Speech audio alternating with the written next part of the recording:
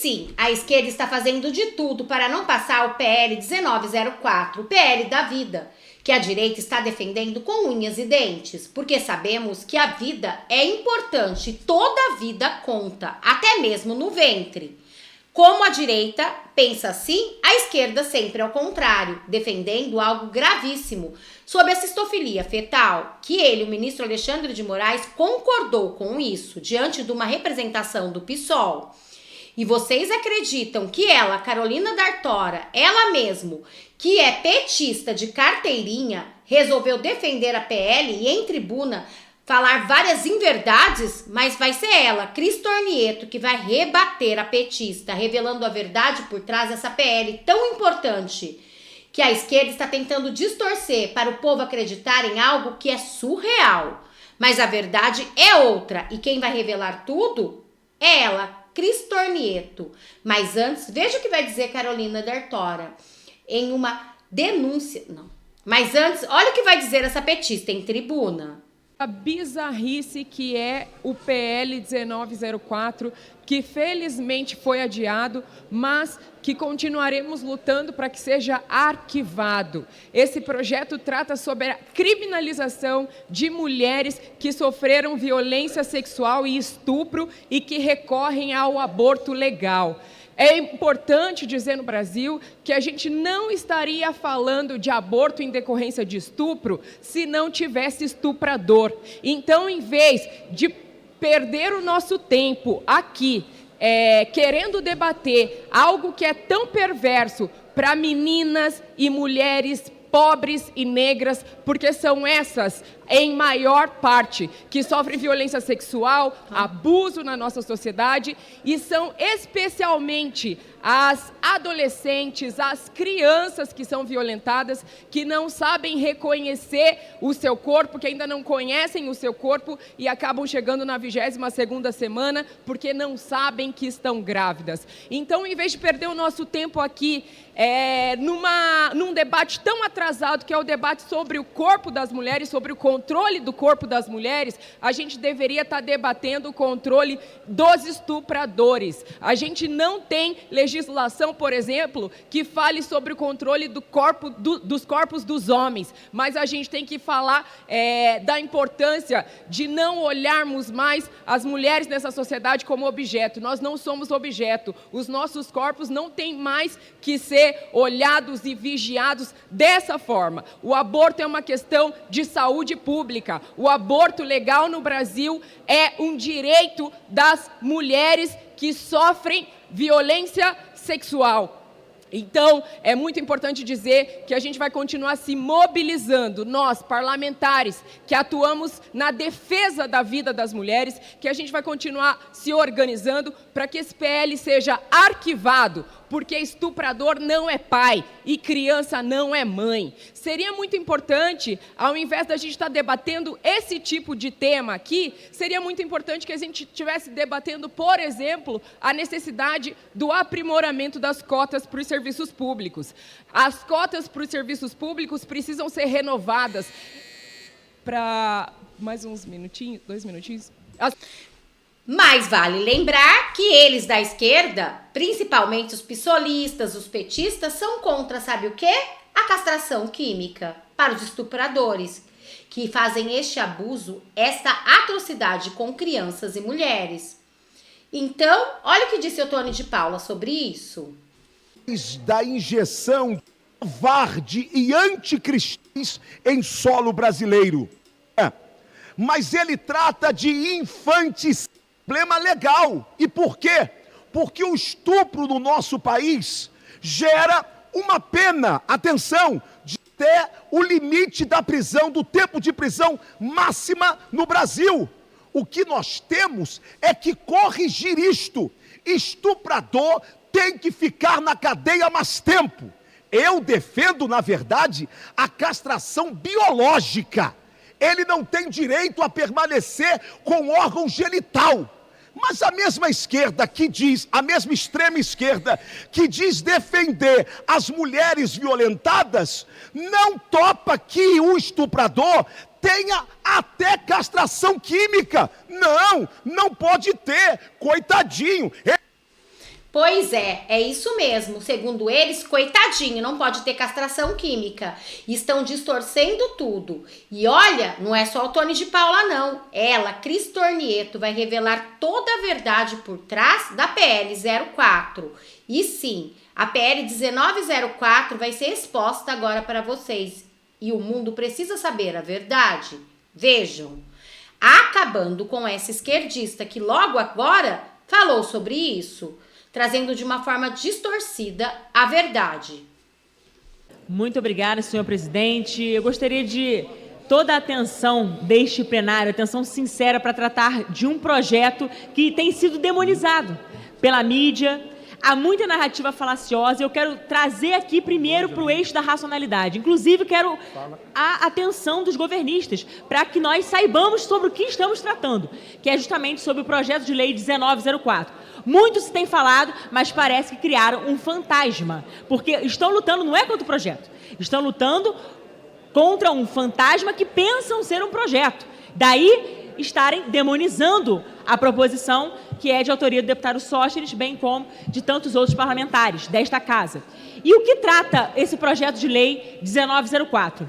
No caso, faz a equiparação das penas do crime de aborto ao crime de homicídio, a partir de 22 semanas, quando existe viabilidade fetal presumida. Um bebê de 5 meses e meio, e no caso 22 semanas são 5 meses e meio, o bebê de 5 meses e meio ele tem totais condições de sobreviver fora do útero. E para ser retirado do ventre da mulher, o que é possível? É necessário que se passe por um parto. O bebê ele não vai evaporar, ele não vai sumir. As pessoas acham que estão ali, de repente, quase que tratando como se fosse uma boneca. E não, é uma criança, é um ser humano. E um ser humano que tem direito à vida como todos os outros. E no caso, ninguém tem dúvida que 5 meses e meio trata-se de uma pessoa humana que, por sua vez, é dotada de dignidade humana. E aqui eu quero trazer a atenção, apelar para a atenção dos senhores, porque na retirada desse bebê, ainda que se queira matar este bebê, a retirada vai ser por meio de um parto. Então nós temos ali 3 problemas, 3 dramas. Vamos pensar na questão da menina que foi vítima de violência, uma menina estuprada. Nós temos o drama desta menina que foi vítima de violência. Nós temos o drama do médico que vai precisar assassinar aquele bebê, porque ele está olhando, está vendo que tem uma vida. Que trata-se de um ser humano, todo formadinho, com mãozinhas, pezinhos, uma criança ali no ventre, que ele vai precisar, por meio do procedimento da sistolia fetal, que é uma tortura, ele vai precisar injetar cloreto de potássio ou lidocaína naquele coraçãozinho para que a criança tenha uma dor excruciante e, por sua vez, tenha ali quase que uma dor equivalente ao infarto fulminante e venha a óbito. Então tem a dor deste médico, que certamente vai ter que atentar contra a sua própria ética para matar aquela criança, para depois retirá-la do ventre. E, por sua vez, também nós temos o bebê que está ali para ser assassinado. Então, são 3 problemas, são 3 situações. O movimento feminista, que vocifera lá fora, eles estão querendo uma aparente solução para a menina, que supostamente quer se ver livre daquela agitação. Mas onde fica o bebê? O bebê é assassinado. Onde fica a ética do médico? Que, inclusive, o Conselho Federal de Medicina, ao proibir, é justamente pensando no seu código de ética médico. Eles que fizeram o juramento de Hipócrates. Ali, aquele bebê é um paciente tanto quanto aquela mãe. Verdade. Da mesma forma, por exemplo, quando a gente pensa aí nos criminosos por aí afora, quando alguém que está cometendo crime, por acaso, tem alguma situação que precise recorrer ao hospital, o médico vai olhar para ele como um paciente, ainda que ele seja um criminoso. Então, quer dizer, por que olham para o bebê com todo esse ódio? O movimento feminista faz isso. O movimento feminista quer apenas neutralizar esse debate, rotulando de fundamentalismo religioso, mas, na verdade, não é um fundamentalismo religioso. Até porque tem agnósticos, tem ateus que são contra o aborto, que são pró-vida, porque defendem o valor inegociável da vida humana, cuja sacralidade é intrínseca desde o momento da concepção. Então, olhando para esses 3 prismas, esses 3 problemas, nós temos uma solução que resolve todos esses 3 problemas, que se chama parto do bebê vivo. Sabe por quê? Por uma razão simples. O parto do bebê vivo apresentaria a seguinte situação. Primeiro, o bebê teria seu direito à vida assegurado, podendo ser encaminhado para a adoção por meio do estudo da entrega legal. Então, a criança não vai precisar ficar, a mulher não vai precisar ficar com aquela criança se não quiser. Então, bebê com vida assegurada. O médico, por sua vez, vai ter que fazer um parto de qualquer jeito. Então, ele não vai ter sua ética e a sua moral feridas por conta de um assassinato. E, por fim, aquela criança, agora pensando aqui nesse exemplo, nessa situação hipotética que eu trouxe, no caso da menina vítima de violência, ela vai se ver, entre aspas, livre daquela gestação, no caso da antecipação do parto. Então, o parto do bebê vivo resolve todos os 3 problemas. Agora, o que é o movimento abortista? O movimento abortista quer simplesmente que aquela mulher, ela passe por esse procedimento de tortura, romantizando o procedimento, inclusive do aborto, que é não só injusto, por óbvio, mas é uma tortura, é cruel, é degradante, é desumano. E simplesmente eles fingem que o bebê não existe. E eu pergunto, sinceramente, como que aquele bebê vai ser retirado do ventre daquela mulher? Pra que matar para depois tirar? Se ela pode passar por um parto sem ter que passar por essas consequências nefastas, advindas desse procedimento, que é uma tortura. Então é uma questão, gente, de racionalidade. Estão demonizando o projeto. Criança não é mãe. Veja, uma coisa é mãe, outra coisa é a maternidade. A partir do momento que existe a concepção, também ali nós temos, por exemplo, a questão biológica, natural, não um projeto de lei, não é uma imposição legislativa que vai tornar aquela pessoa mãe. Na verdade, é uma condição. Questão biológica, ela pode ser mãe, de repente, de um bebê morto, mas ela não vai deixar de ser mãe. Agora, ela pode muito bem não querer exercer a sua maternidade, porque a maternidade é uma condição, por óbvio, né, que pressupõe ali também o cuidado, o amor, o zelo. Então, a gente tem que separar as coisas. Estuprador não é pai, realmente, não merece chamado de pai.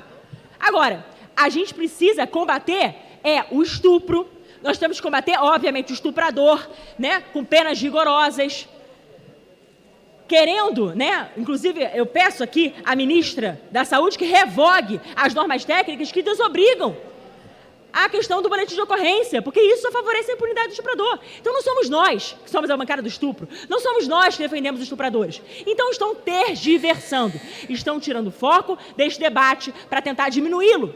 Porque o que querem? Querem camuflar o seu intento criminoso de assassinar ou então referendar que se assassine um bebê de 5 meses e meio, um bebê no ventre da sua mãe, um bebê indefeso, um bebê inocente, que não pode ser penalizado, que não pode simplesmente ser quase que responsabilizado por um crime de terceiro. Então a gente precisa trazer essa discussão para o locus adequado, que é justamente dentro dessa base racional.